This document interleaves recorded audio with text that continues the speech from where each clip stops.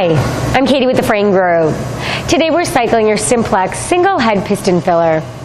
We recommend you read the manual in its entirety before powering up the machine. The unit is currently using 80 psi. Today we'll be filling 3.8 liters of syrup into this container.